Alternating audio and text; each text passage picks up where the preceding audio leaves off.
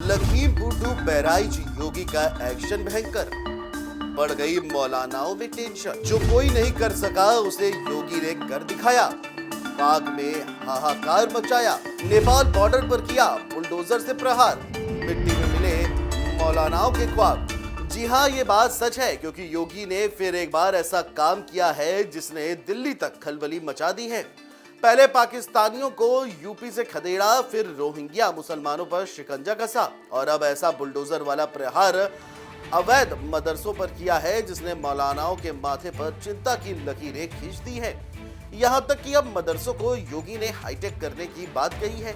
साथ ही जो तालीम पढ़ाई जाती थी उसमें भी फेरबदल कर दिया है, जिसने सबको हैरान कर दिया है।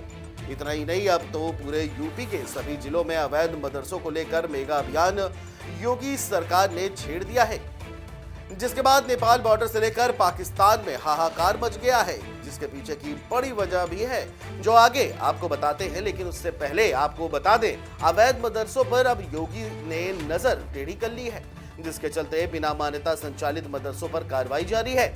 खबरों की माने तो नेपाल सीमा से सटे जनपदों में बुलडोजर भी गरजा है और कई अवैध धार्मिक स्थलों और अतिक्रमण को नष्ट कर दिया गया है। वही बिना मान्यता चल रहे मदरसों पर भी नकेल कसते हुए उन्हें सील कर दिया गया है, जिसने मौलानाओं की हालत पस्त कर दी है।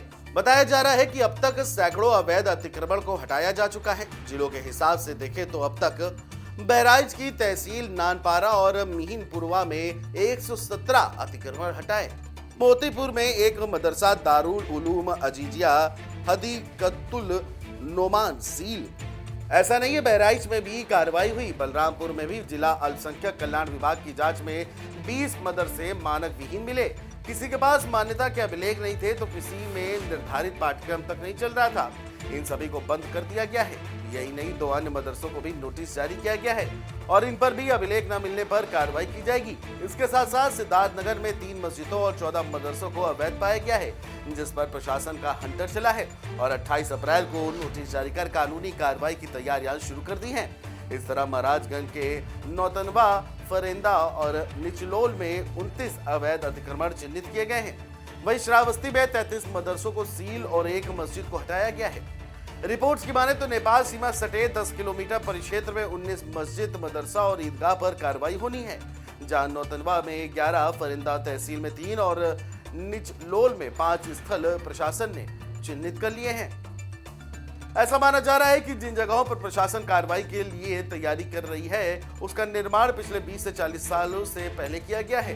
हालांकि इस बीच बहराइच से एक हैरान करने वाली खबर भी सामने आई है, जहां एसडीएम और तहसीलदार को मदरसों पर प्यार आ गया है। उन्होंने अतिक्रमण को हटाने की कार्रवाई नहीं की, जिसका पता चलते ही योगी की लेडी सिंघम डीएम मोनिका रानी ने ऐसा एक्शन लिया जिसने लखनऊ तक खलबली मचाकर रख दी।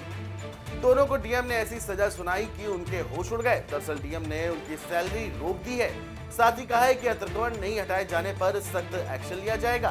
उत्तर प्रदेश मुख्यमंत्री का एक बड़ा एक्शन सामने आया है। उत्तर प्रदेश के मुख्यमंत्री योगी आदित्यनाथ ने अवैध मदरसों पर बुलडोजर चलाने का आदेश दे दिया है। यानी कि अवैध तरीके से जो मदरसे हैं, खासतौर से उन मदरसों पर ध्यान दिया जा रहा है जो सीमावर्ती मदरसे हैं, उन पर बाबा का एक्शन यानी कि बुलडोजर का एक्शन होने जा रहा है। ऐसे में नेपाल से सटे जितने भी मदरसे हैं उस पर एक्शन देखने के लिए मिल रहा है।